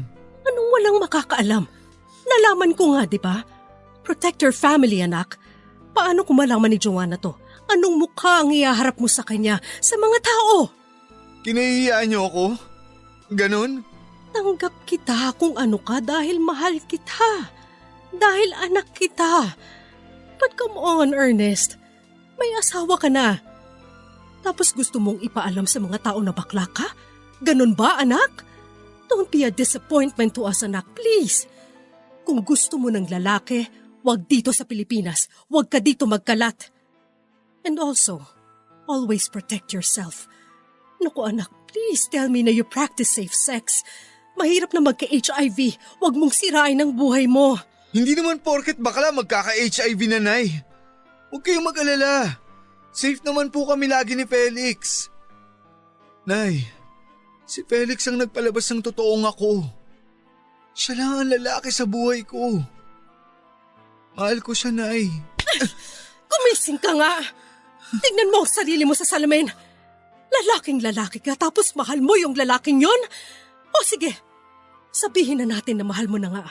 Wala na tayong magagawa, nandito na tayo eh. Ang tanong, mahal ka ba niya? Ano? Sagutin mo ko. Oo, naniniwala akong mahal niya ako. Tumigil ka, Ernest. Hindi ka mahal ng lalaking yon. Pera. Pera mo lang ang mahal niya. Hindi ikaw. Hindi totoo yan, Nay. Anong hindi totoo? Sabihin mo sa akin, hindi mo ba siya binibigyan ng pera? Kung hindi mo siya binibigyan at nakikipagrelasyon pa rin siya sa'yo, ayun, baka nga mahal ka niya. Pero kung binibigyan mo siya ng pera na para kang sugar daddy o sugar mommy o whatever, hindi pagmamahal yun. Yan ang tingin ng lipunan eh.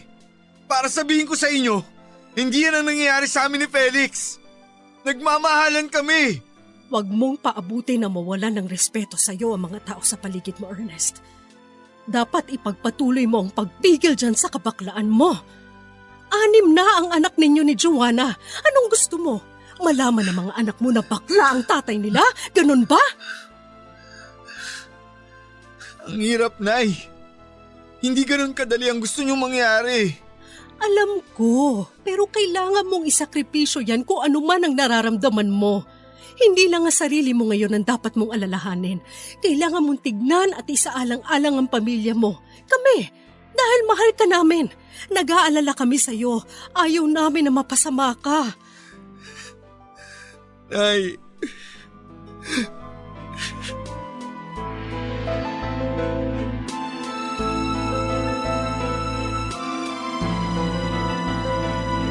Sa mga oras na yon ay hindi magkasundo ang utak at puso ko sa kung ano ang magiging desisyon ko, Papa Dudut. Tama rin naman si nanay pero mahal ko po talaga si Felix at hindi ko kayang iwanan siya. Pero sa kabilang banda ay hindi ko rin po kayang iwanan si Joanna at hindi ko po kayang masira ang pamilya ko. At ayoko magmukhang katawa-tawa sa mga anak ko. Kung masisiguro ko lang na hindi pupunta si Joanna sa bahay ko sa Makati at magiging sobrang busy siya sa kanyang trabaho sa bangko ay hindi niya talaga malalaman ang tungkol sa aming dalawa ni Felix. Pero nanigurado na rin ako, Papa Dudut. Kumuha ako kaagad ng isang apartment para lang kay Felix. Para doon na kami magkikita kung gusto ko siyang makayakap at makatabi sa pagtulog. Hindi ko kayang isipin na sa isang iglap ay sasambulat ang lahat ng tungkol sa tinatago kong kabaklaan. Hindi ko kayang mawala si Joanna at mga anak namin. Hindi ko kayang mag-iba ang trato ng tatay ko, mga kapatid ko at mga kamag-anak namin sa akin. At ayaw ko naman na iwan ako ni Felix dahil iba ang naibibigay niyang kaligayahan sa akin. Binuo ni Felix ang pagkatao ko, Papa Dudut. Mahal ko ang pamilya ko, Papa Dudut. Alam kong hindi masisira kung ano man ang meron ako kung iwan ko si Felix. Pwede ko namang iwan na lang siya at talikuran. Pero it's easier said than done, Papa Dudut. Hindi ko talaga kaya na i-let go siya dahil may iba siyang naibibigay na kasiyahan at fulfillment sa pagkatao ko. Kaya naman ipinagpatuloy ko ang pakikipagrelasyon ko kay Felix at alam ni Nanay Rita ang lahat. Dahil sa mahal ako ng nanay ko ay isa na siya sa mga nagtatakip sa relasyon namin ni Felix. Dahil ayaw niyang masira ang pagkatao ko at kung ano ang naabot ko sa buhay. Pinaghirapan ko ang lahat ng tinatamasa kong ito, Papa Dudut, at ayaw niyang sa isang iglap ay mawawala ang lahat na parang bula. May mga pasundot-sundot pa ring salita si Nanay Rita sa akin at maging kay Felix para tumigil na kami sa aming relasyon na para sa kanya ay isang kahibangan. Ang sabi ko naman ay hindi bale ng nahihibang basta makapiling ko lang si Felix. Iba talaga ang naging tama sa akin ni Felix, Papa Dudut. Nakapagtapos na ng college si Felix at gusto na niyang magtrabaho ng naaayon sa kanyang kurso. Ang sabi ko naman na huwag nang magtrabaho at ako na lang ang pagtuunan niya ng kanyang panahon. Umayag naman siya. Kaya masaya ako na kapag kailangan ko ang yakap niya anytime ay nandyan lang siya para ibigay sa akin ang init ng kanyang katawan.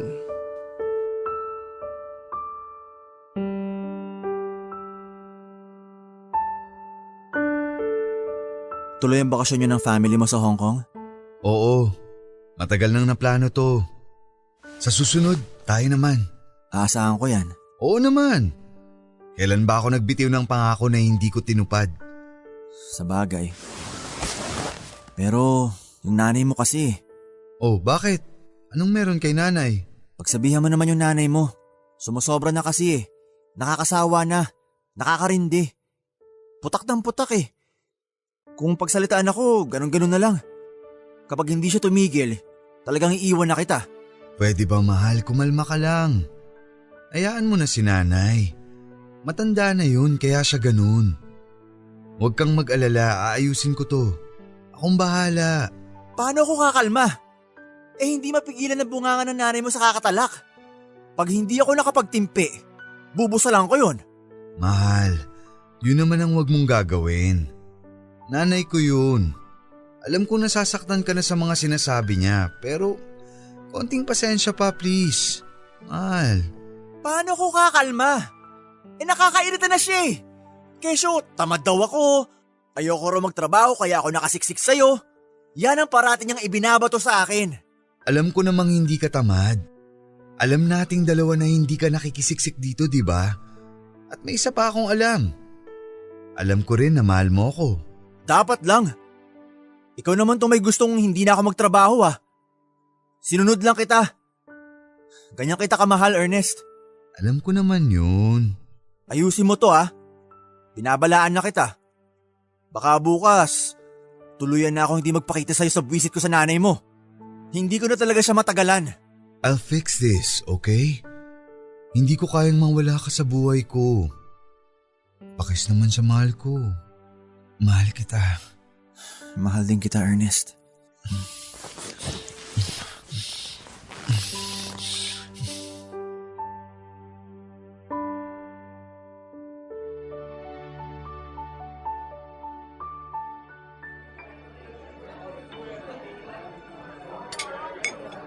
Nay, tigilan mo na si Felix. Hayaan mo na kaming dalawa. Bakit? Ano bang sabi ng lalaking yun sa'yo, ha? Nag-iingat naman kaming dalawa.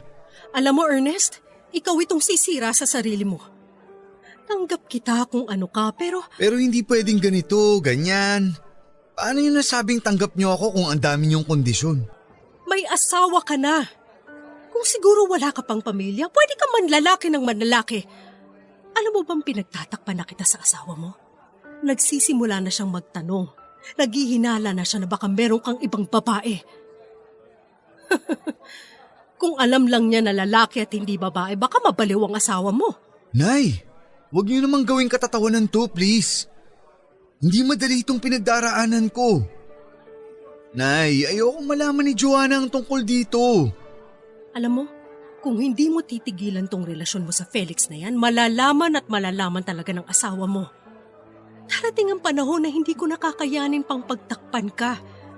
Pagtataksil itong ginagawa mo at ang pinakamasama dito ay kinukonsinti ko ang pagtataksil mo, Ernest.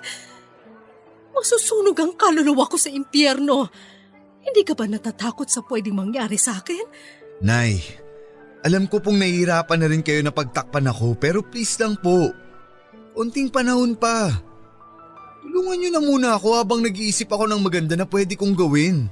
Lahat ng paraan ng pagtulong sa'yo ginawa ko na, Ernest. Sino bang ina ang gugustuhin ipahamak ang kanilang anak? Pero darating talaga ang panahon na liliyab itong apoy na to at masusunog ka sa ginagawa mong pagtataksil. Mali ito! Kailangang itama mo to at hindi pwedeng mali ang aayos sa isang pagkakamali. Ano ka pang bata ka? Bakit ba umabot sa ganitong lahat? Pinapahirapan mo ang nanay mo. Hirap na ang kalooban ko. Sorry, Nanay. Patawarin mo ako. Nagpatuloy ang paglilihim ko kay Joanna, Papa Dudut.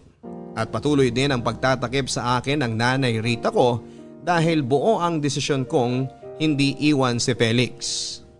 Buo ang desisyon ko na ipagpatuloy ang relasyon naming dalawa. Na ipagpatuloy ko ang pagtataksil ko sa aking asawa at mga anak. Dumating ang araw ng paghuhukom, Papa Dudut. Nalaman ni Joanna ang tungkol kay Felix at nalaman niya ang pagtatakip sa akin ng nanay.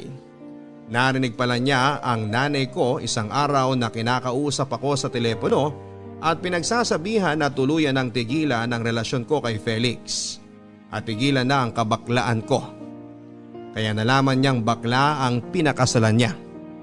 Na bakla ang ama ng 6 niyang mga anak. Halos gumuho ang mundo niya nang nalaman niya ang lahat ng ito. Feeling ko talaga ng mga oras na yon ay gusto ko nang matunaw at mawala sa mundo dahil hindi ko kayang harapin ang ginawa kong gulo. Ang ginawa kong pagtataksil ay parang bulkang nag-aalboroto, pumutok at yumanig sa aming lahat. Nabalutan ng makapal na abo ang aming pagsasama. Gustong umalis ni Joanna kasama ang mga anak namin at iwanan ako. Ayokong iwan ako ni Joanna at mawala sa akin ang mga anak ko. Hindi ko kayang masira ang pamilya ko. Hindi ba pwedeng dalawa na lang ang mahalin ko? Si Joanna at si Felix. Hindi ba pwedeng magkasundo na lamang kaming tatlo na magsama? Sa tingin ko naman, Papa Dudut, ay kung bubuksan lang ni Joanna ang kanyang isipan na ay posible naman na maging masaya kaming tatlo. Hindi nga tanggap ng lipunan ng ganong klase ng setup sa isang relasyon. Pero pwede naman kaming mag-adjust. Pero baliwala ang lahat ng mga justification ko sa kung pwede ba kaming tatlo. Dahil hindi kailanman mangyayari yon. Eto na ako, Papa Dudut. Haharapin ko na ang isa sa mga pinakamalaking battle ng buhay ko. Kailangan ko nang harapin ang asawa ko. Kailangan ko nang harapin si Joanna.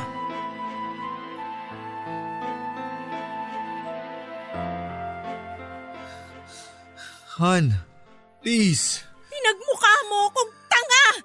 Pinagmukha niyo akong tanga! Mahal kita, maniwala ka. Naririnig mo ba ang mga pinagsasabi mo?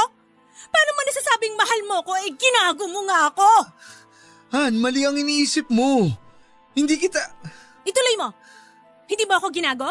Yun ba ang gusto mong sabihin? Ha? Ernest? Pinagmukha mo ako katawa-tawa. Inanakan mo ako ng 6 pero bakla ka pala?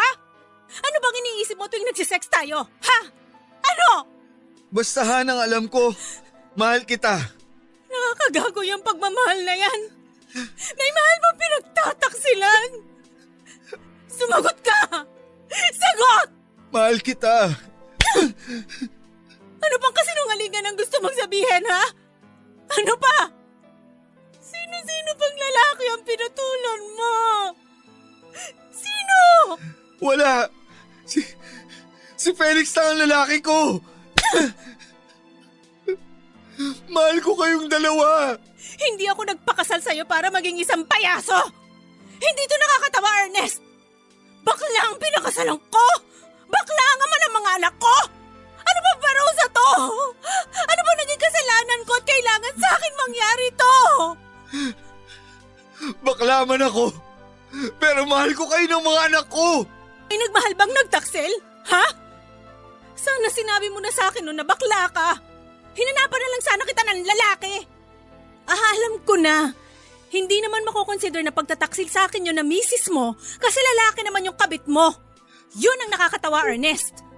Huwag mo naman akong insultuhin, Joanna. Ayaw mo mainsulto? Ano ba ginagawa mo sa akin? Hindi ba pang-iinsulto tong ginagawa mo sa akin?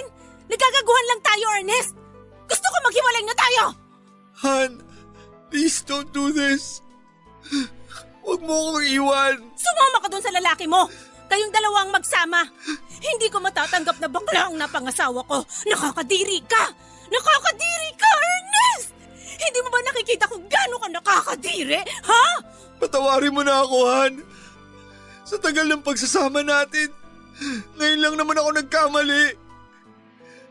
Ngayon lang kita nasaktan. Anong gusto mong gawin ko? Magsaya ko dahil ngayon ka lang nagkamali? Na mag-celebrate ako kasi ngayon ka lang sumablay? Ganon ba? Han, patawarin mo na ako, please. Bitiwan mo ako! Bitiwan mo ako! Wala na tayo! Tama na!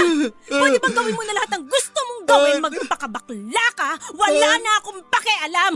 Hihiwalayan na kita! Joanna!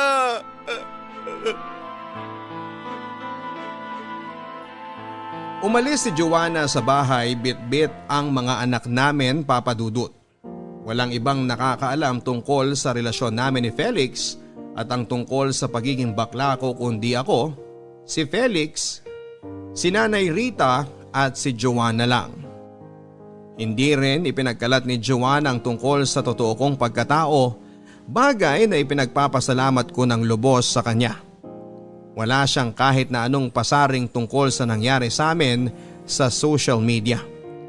Pinili niyang manahimik at itago na lamang sa sarili niya ang pinagdadaanan naming mag-asawa. Mas lalong tumaas ang respeto ko sa kanya nang dahil doon, Papa Dudut.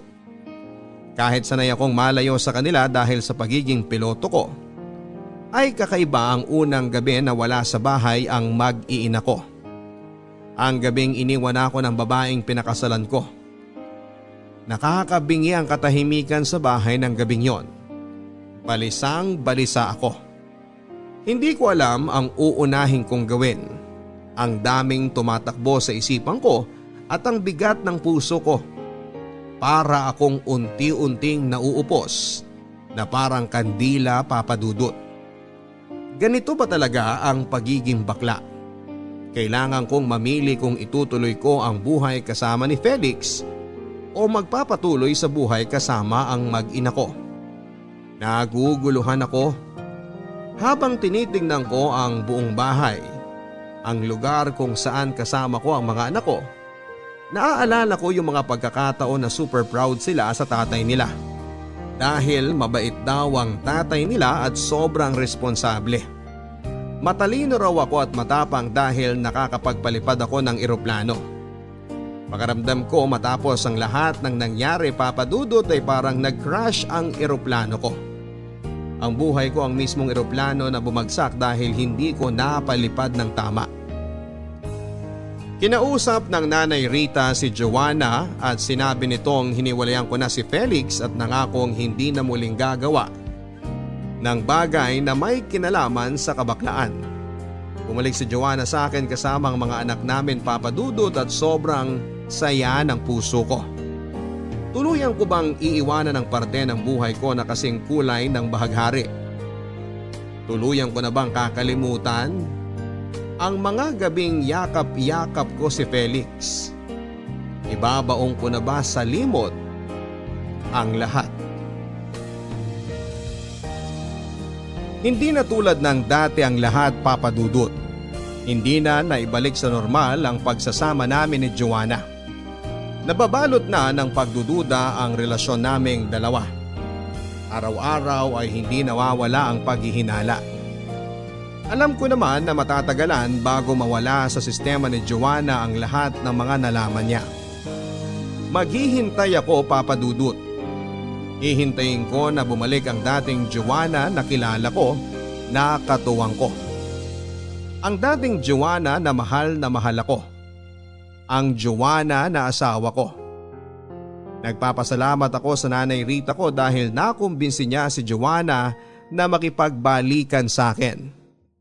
Muling nabuo ang pamilya ko, Papa Dudut. Naniniwala silang dalawa na tuluyang kong maaayos ang direksyon ng buhay ko. Papa Dudut, sabihin nilang kahibangan. Sabihin na nilang napakagago kong tao. Sabihin na nila ang gusto nilang sabihin pero hindi ko talaga matiis si Felix. Kailangan ko siya sa tabi ko.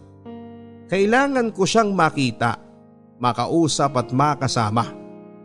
Kailangan kong maramdaman ang presensya niya. Kailangan ko ang mga yakap niya sa akin na nagpapakalma. Kailangan ko ang mga halik niya na magsasabing magiging okay din ang lahat. Kaya naman gumawa ako ng paraan para maipagpatuloy ang relasyon naming dalawa ni Felix. Nag-rent kami ng apartment sa lugar na hindi maiisip ni Joanna na pupuntahan ako. Tuwing nasa Pilipinas ako ay sinisigurado ko na mapupuntahan ko talaga si Felix. Bukod sa mga patago naming pagkikita, ay tinuloy ko rin ang sustento ko sa kanya.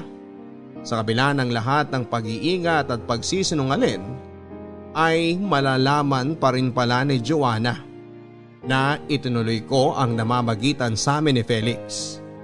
Talagang matindi ang pakiramdam ng asawa ko. Nagpasama pala si Joanna sa kaibigan niya sa trabaho para sundan ako at nalaman niya ang bagong apartment namin ni Felix. Ibang sasakyan ang ginamit ni Joanna kaya hindi ko napansin. Sasakyan pala ito ng katrabaho niya. Yun ang ginamit nila para sundan ako. Nagawa ni Joanna na manmanan ako sa mga kilos ko dahil nawawala na siya ng tiwala sa akin. Sobrang tindi ng galit sa akin ni Joanna. Hindi na niya napigil ang sarili niya dahil mas lalo ko raw siyang pinagmukhang tanga. Matapos daw niya akong balikan at matapos niya raw paniwalain ang sarili niya na totoong nagbago na ako ay sumigi pa rin ako sa pagtataksil sa kanya. Hindi ko na alam kung ano ang sasabihin ko sa asawa ko para mabigyan siya ng assurance na hindi na ako manlalalaki pang muli. Hindi na rin ako aasa na kakayanin pa ni Nanay Rita na kausapin si Joanna at kumbinsihin siya na huwag akong hiwalayan sa pagkakataong ito, Papa Dudut.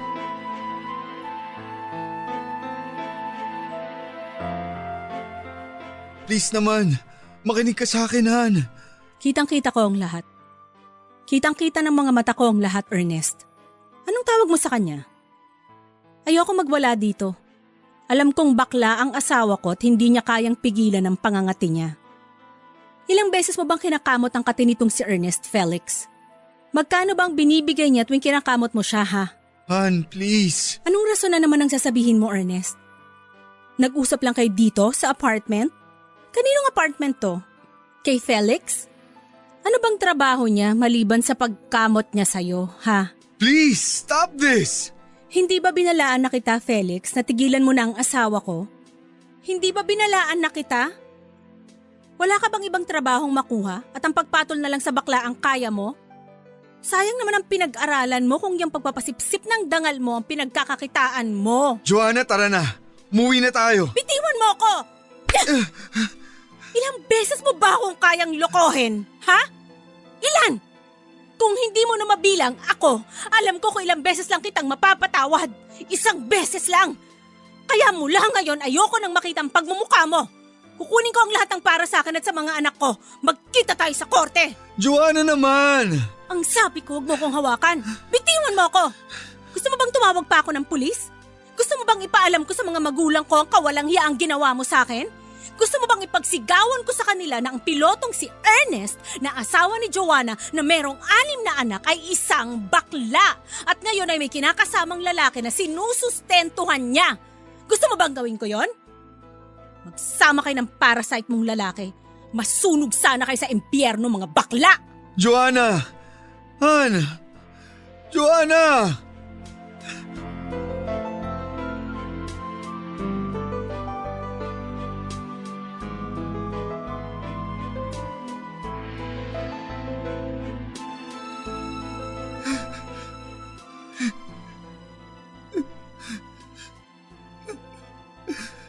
Nay! Ano bang iniiyak mo dyan? Tumigil ka nga. Eto, uminom ka ng tsaa. Itigil mo na yung pag-iyak mo. Kausapin mo si Joanna, Nay. Please. Sinabi ko na sa'yo na walang kahihinat na maganda yung pagkabakla mong yan. Okay naman na maging bakla ka pero iba kasing sitwasyon mo. Mali ang ginawa mo, anak. Maling-mali. Sana iningatan mo yung pagkakataon na ibinigay sa'yo ni Joanna. Ngayong pinili mong pagkabakla mo, edi heto na tayo. Nandito na tayo ngayon sa puntong to. Alam mo bang pinag-uusapan na tayo ng mga kamag-anak natin? Kung ako ang tatanungin mo, sasabihin ko sa'yo ang totoo. Nahihiya ako. Hiyang-hiya. Dahil hindi maganda ang ginawa mong pagtataksil sa asawa at mga anak mo. Hindi maganda ang ginawa mong panloloko kay Joanna. Anak, hindi ko ikinahihiya ang pagiging bakla mo. Tanggap ko yun. Marami akong kilalang bakla at malapit ako sa kanila. Pero nabubuhay sila na walang sino mang niloloko. Hindi sila naglihim. Naging totoo sila sa sarili nila at sa mga tao sa paligid nila. Wala silang inagrabyado. Sana noon pa sinabi mo na sa akin ang lahat. Nay. Nandito na tayo sa sitwasyong ayaw sana nating mangyari. Ernest, sana matuto ka ng magdesisyon at mamili this time. Nay. Tulungan mo ako, Nay. Please. Ayusin mo naman to.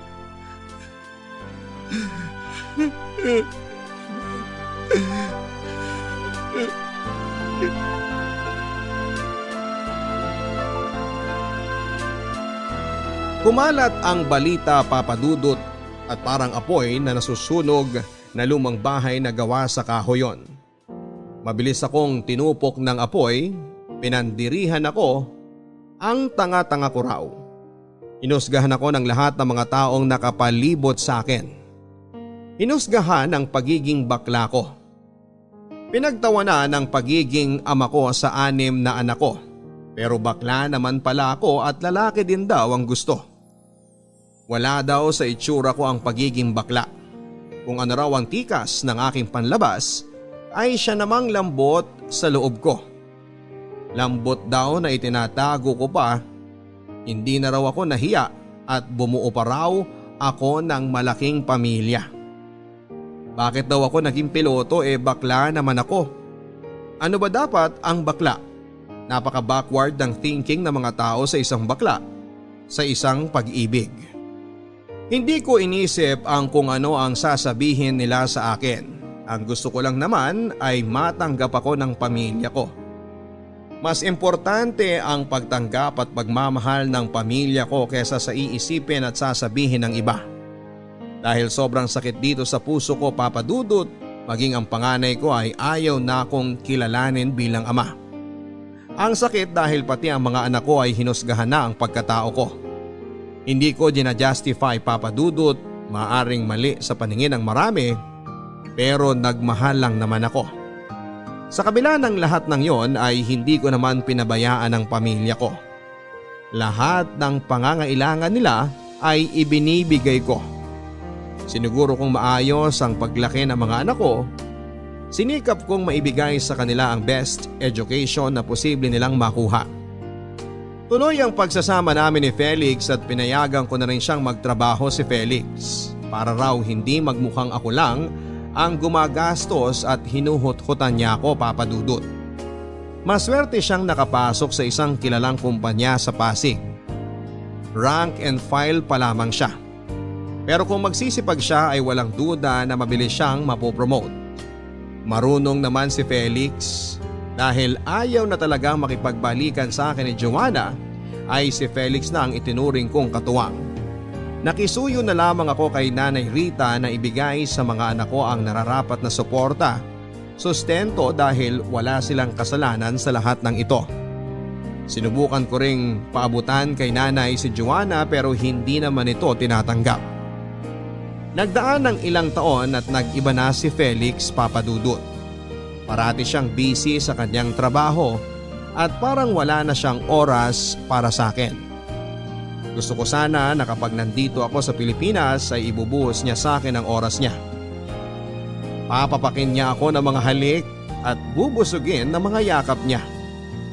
Madalas niyang dahilan sa akin na kailangan daw niya na mag-overtime dahil sa lagi siyang maraming kailangang tapusin sa trabaho.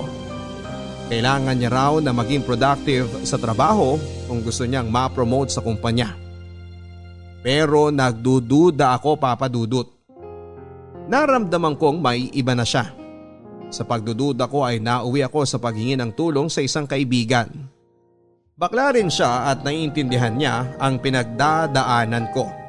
Nauwi kami sa isang solusyon sa problema ko, ang matyagan si Felix. Gamit ang social media ay madali nang maghalungkat ng mga impormasyon, lalo na kung active sa social media yung tao.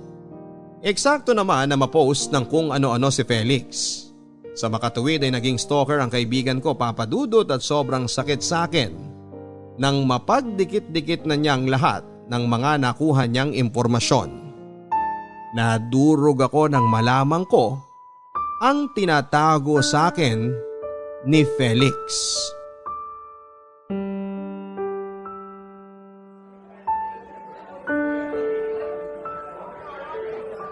Hi Felix, Ernest? nagulat ka ba? Are you expecting someone? Bakit ka nandito? Ako dapat ang magtanong sa'yo kung bakit ka nandito. Saan ka nagpark? I'll walk you to your car. Umuwi ka na. Susunod ako. Sa apartment na tayo mag-usap. Bakit pinauwi mo ako? Ayaw mo ba akong kasama dito? Okay, sige. Aaminin ko na. Oo, I'm expecting someone. Please, Felix.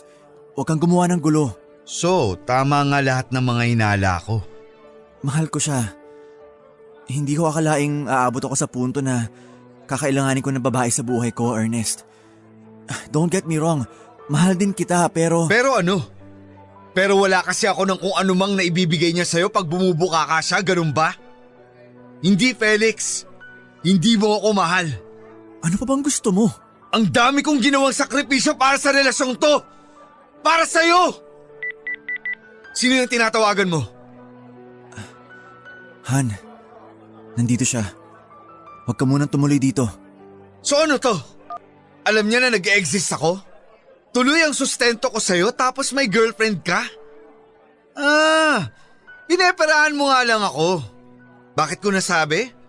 Kasi alam kong matagal ka nang natanggal sa trabaho. Ernest. Huwag kang mag-alala. Tanggap ko ang lahat ng pagtataksil mo. Minsan na ako nagtaksil.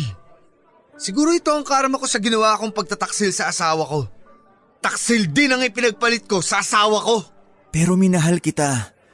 Hindi ko lang kaya magsama tayo na tayo lang. Lalaki ako.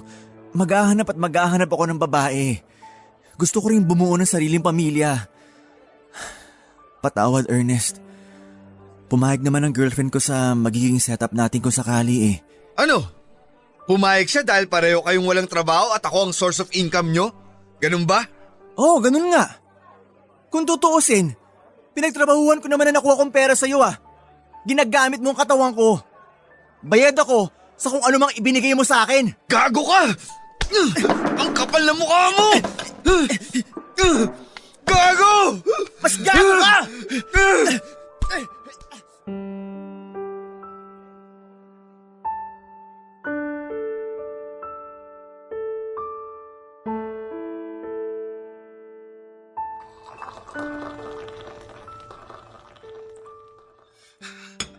Magtsaa ka, anak. Nay. Ano na namang nangyari sa'yo? Ilang araw ka na ba dito sa Pilipinas, ha? May babae si Felix, Nay. Malamang, maghahanap din yun ng ikaliligaya ng katawan niya. Buti nalaman mo na. Sobrang late mo na ngang nalaman eh. Binigay ko sa kanya ang lahat, Nay. Mayos ka nga, Ernest. Kung nandito ang tatay mo, kinaladkad ka na sa labas. Ano ba tong ginawa ko sa sarili ko? Ngayon mo pa itatanong yan? Nay, tulungan mo ako. Anong gagawin ko? Balikan mo ang asawa at mga anak mo. Tama na yung lalaki-lalaki mo. Tama na yung mga walang katuturang kabaklaan mo na yan. Maging tao ka. Maging asawa ka kay Joanna. Maging ama ka sa mga anak mo. Alam ko, may ilalambot pa rin sa puso ni Joanna. Isalba mo ang pamilya mo. Isalba mo ang pagkatao mo.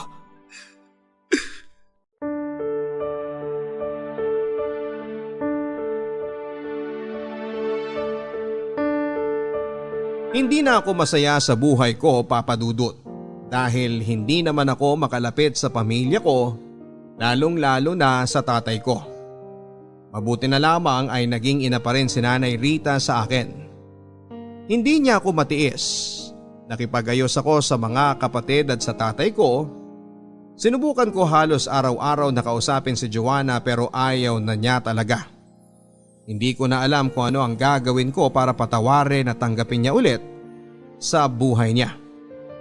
Gusto ko pa rin sanang gampanan ang pagiging asawa ko sa kanya at tatay sa aming 6 na mga anak.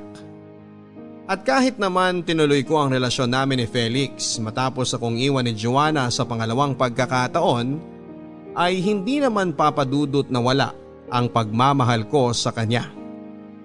Gusto ko nang magbago talaga. Kailangan ko lang labanan ang urge na nararamdaman ko sa mga lalaki. Hindi naman masama ang pagiging bakla. Ang masama ay ang magsinungalin at lokohin ang mga taong nagmamahal sa iyo. Guilty as charged ako, Papa Dudut. Tuwing umuwi ako ng Pilipinas ay tumutuloy ako sa kapatid ko sa Malabon. Hilig ng kasambahay nila ang makinig ng programa ninyo, Papa Dudut. Nakakaaliw ang mga kwento at talagang kapupulutan ng aral. Kaya naman sumulat na ako sa inyo at nagbabaka sakali na ibahagi sa ating mga tagapakinig ang kwento ng buhay ko, pag-ibig at pag-asa. Alam ko na mas marami ang mga listeners natin ang mas may mabigat na pinagdaraanan. Pero sana kahit papaano ay nakapaghatid ng konting kalinawagan itong kwento ko. Gusto ko sana makiusap sa lahat na sana huwag tayong manghusga ng tao. Sana ay pilitin natin o pag-aralan nating intindihin ang sitwasyon na pinagdaraanan po ng iba. Palawagin natin ang ating pananaw tungkol sa pag-ibig. Ano man ang maging kasarian. Sana ay huwag tayong maging taksil sa mga minamahal natin. Dahil dito nag-uumpisa ang ikakasira ng inyong pagmamahalan at ikakawasak ng inyong pamilya. Tulad ng nangyari sa akin.